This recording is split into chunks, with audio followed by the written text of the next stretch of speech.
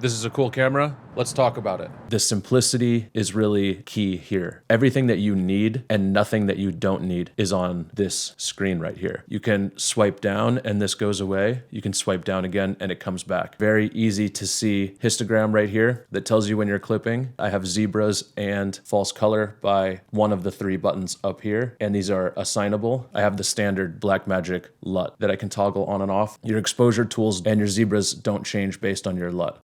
We have the 3rd button here, which toggles on and off the frame lines. And this is one of the biggest things about this camera that I love and pushed it up in my recommendations list, is that it has a full frame, tall 3x2 sensor, which is important in a workflow that requires cropping for social media. You can shoot 16:9, and instead of having to crop the sides off so much, you have a little bit of room on the top and bottom, which I have utilized a lot. The ease of changing everything by just tapping up here. We could change our frame rate here, shutter speed, iris, ISO, and white balance and tint. Those are the items that you need to change often, and they are all right there. You don't need another monitor. You can just operate with the camera just like this if you want. So you can use it on a production, or you can just go walk around with it, and in both of those scenarios, you could use it just like this. This is another huge piece of why I think this camera is amazing. Having an eyepiece is incredible. You can operate outside looking through the eyepiece. A lot of times I don't even use a monitor at all anymore. I will just use an eyepiece. It lets you really see what's happening. There's a sensor here, turns off the monitor, so you don't touch anything on the monitor, and I guess maybe that would save some battery life. And then when you go away, monitor turns back on. You can also remove this eyepiece, and there's different eye cups. There's a battery grip on here, so there's 2 batteries in the grip and 1 in the camera. Pull out the batteries in the grip, pop new batteries in, and not have to shut the camera down. But shutting down the camera and turning it back on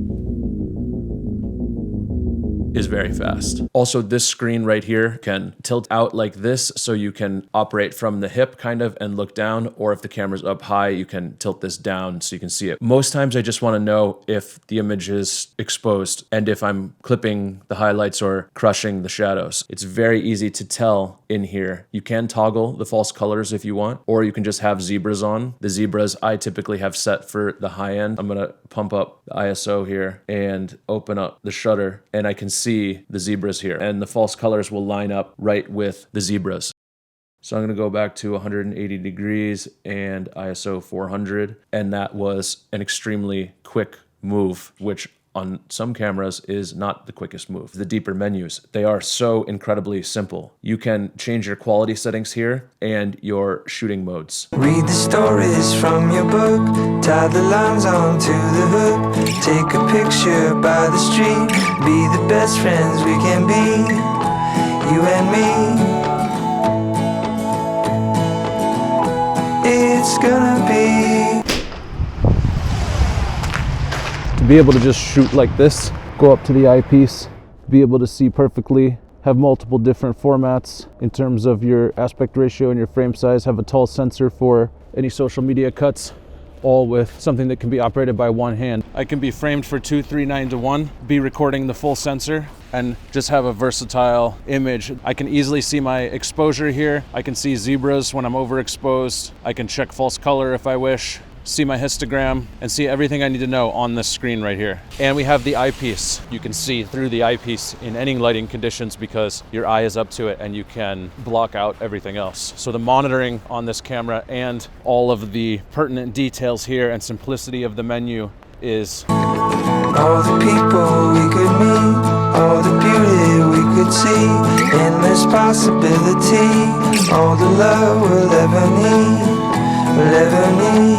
You can choose if you want to record to the CF Express or through USB-C. When I got this camera, I didn't have a memory card for it, but I did have an SSD drive, and I just plugged the SSD drive in, and I didn't even need to do anything, and I could record images to it. Then you don't need to offload any footage. I have this locked at horizontal, but if you go auto or vertical, you can rotate the camera and the UI in the camera changes so you can read everything, which is one of the biggest pains of shooting vertically, that your menus and your UI is not vertical as well. So that's pretty cool. Over in monitor, just as it should be on every camera, you have your LCD, which is this, HDMI and your viewfinder, and you can set up different elements to each one of those. Let's say in your eyepiece, you don't want to see the frame line, but in HDMI out to the client, they have to see the frame guide. Or you can turn it off specifically for each one, the LCD, the viewfinder, and the HDMI. So here you can change how your zebras look. You can also have it go to middle gray, which is nice if you're using a gray card or if you're shooting a bunch of interviews or something and you want the consistency when you change from location to location. You can set your face at middle gray if you want, or middle gray plus one stop, so you can,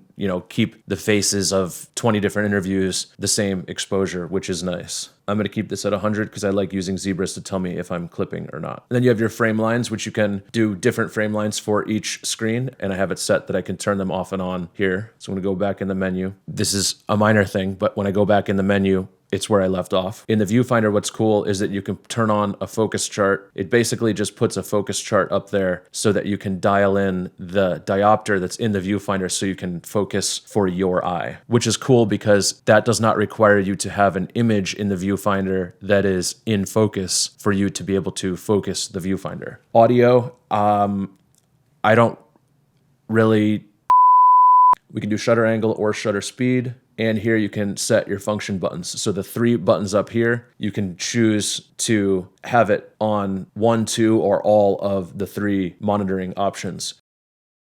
I will turn on the false color on, let's say, just this screen, and I will leave it on. So when my eye is not up to the camera and I'm changing settings, I can see what our false colors are doing, and then I can adjust exposure if needed, and then I can go into the eyepiece and not have to turn it on or off. There is a camera control app that you can use on an iPad or computer where you can change settings on the camera and start and stop the camera, which is great. Presets are also really good. You can save the whole way that the camera is set up to your presets and then apply those presets. And this is specifically useful for when you have differences in your settings that are more than just one thing, like more than just a white balance change. And then we have our LUTs. I am just using the built-in Gen 5 film to video, but you can add LUTs that you have created or from elsewhere.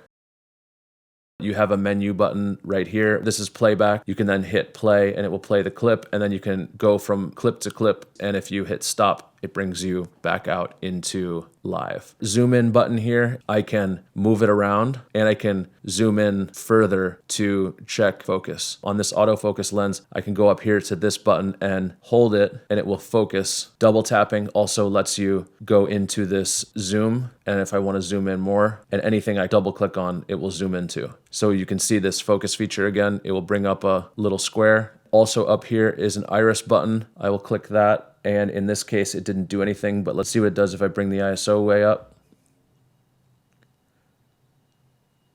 Also, you can adjust the iris on the wheel on the front of the camera. There are 3 buttons up here: white balance, ISO, shutter. You can press each one of these and scroll on the wheel. And it's a very fast operating on the settings that you need to change most when shooting. So overall, being able to use this camera as is, like this, with a viewfinder and a screen that's built in that's big enough to see, and a battery grip to make the camera stay on longer, is a thumbs up from me.